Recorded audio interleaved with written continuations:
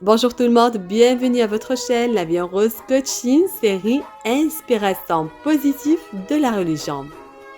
Nous accueillons les 10 derniers jours les plus sacrés du mois sacré. Chacun de nous fait de son mieux pour assainir le cœur de ses rancœurs, se guérir de l'intérieur et faire régner la paix. Aujourd'hui, nous mettons l'accent sur l'importance de la réconciliation afin de purifier l'âme et devenir la meilleure version de soi. Nous devons réaliser que nous sommes des êtres humains et que les différences qui éclatent entre nous sont normaux. Rares sont les personnes qui sont à l'abri de désaccords. Cela peut se produire entre vous, votre frère, un membre de votre famille, votre conjoint ou un ami. Cela arrive souvent tout en impactant sur vos relations, votre équilibre émotionnel, mais aussi sur votre bien-être.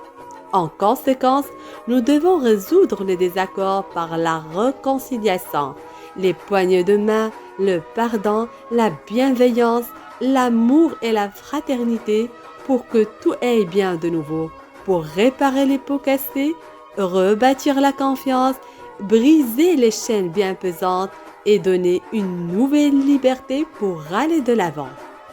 Alors, y a-t-il dans votre entourage des gens qui ne sont pas satisfaits de vous? Vos parents ou vos voisins par exemple? Certes, ils ne sont pas contents de vous, mais ce qui vous est demandé, c'est d'essayer de faire de votre mieux pour améliorer cette relation. Vous devez faire votre part sans vous soucier de leur part. Appelez-les, rendez-leur visite. Toute opportunité est bonne pour corriger vos relations et pour vous réconcilier. Ne ruinez pas votre jeûne et vos adorations juste à cause de cela.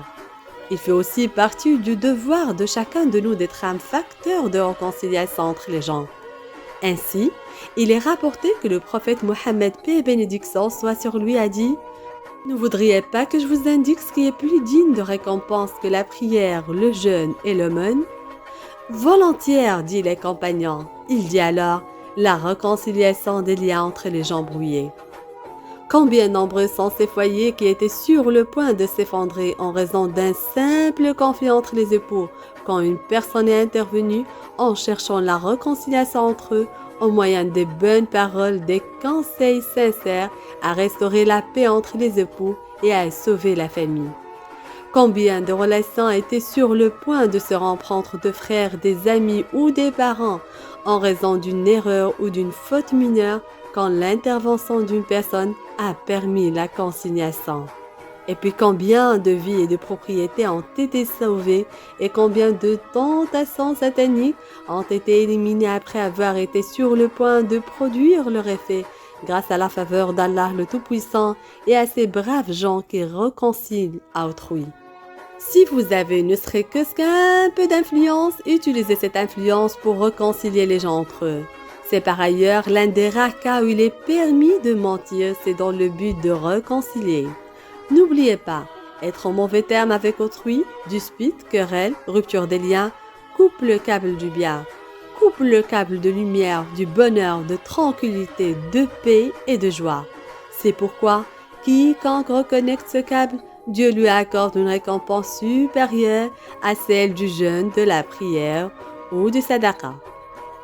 Commencez par vous réconcilier avec vos parents, vos proches, votre famille, voisins, amis, puis soyez également un acteur de la réconciliation entre les gens. Afin d'apprendre à faire un pas vers l'autre et la réconciliation, je partage avec vous un exercice simple à suivre sur un mois. En fait, le processus de réconciliation passe par la prise en compte de son ressenti, puis de celui de l'autre. Se mettre à sa place aide à élargir son propre point de vue, à faire preuve d'empathie, donc à poser les conditions favorables à un échange sincère et fructueux. Identifiez les situations que vous aimeriez voir se dénouer. Demandez-vous comment se sent l'autre, quelle a pu être son interprétation de la situation, mais aussi quelle intention positive elle a pu nourrir. Enfin, interrogez-vous sur le geste symbolique qui exprimerait le mieux votre intention de se donner la possibilité de cesser d'être dans la rancœur et à apaiser les sentiments perturbants tels que la colère. Enfin, j'aimerais bien vous signaler que nous sommes souvent dépendants du regard et du jugement des autres. Nous craignons d'être diminués, rejetés. Nous souhaitons plaire et être acceptés. Cela nous incite à adopter des comportements parfois en désaccord avec notre vrai moi. Nous avons aussi parfois du mal à fixer des limites. Et pourtant, la personne dont nous devons vraiment prendre soin est soi-même. De l'entente avec soi-même dépend l'entente avec les autres. Si vous souhaitez réussir à se réconcilier avec les autres, n'oubliez pas d'abord de se réconcilier avec soi. Réorientez ce qui façonne votre identité. Cesserez de vous critiquer et de vous limiter. Libérez-vous du poids du passé. Libérez-vous des regards des autres. Et surtout, aimez-vous et appréciez la personne que vous êtes.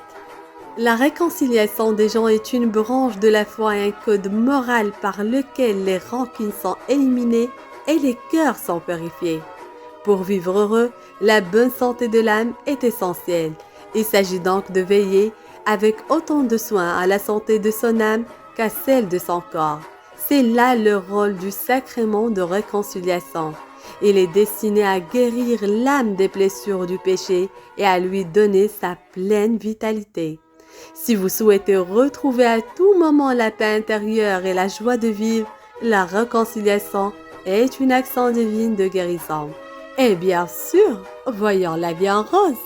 Mais aimez cette vidéo, n'hésitez pas de liker et de partager. Si vous n'êtes pas encore abonné à notre chaîne, n'hésitez pas de s'abonner et de cliquer sur la petite cloche pour recevoir toutes les nouveautés. À très bientôt!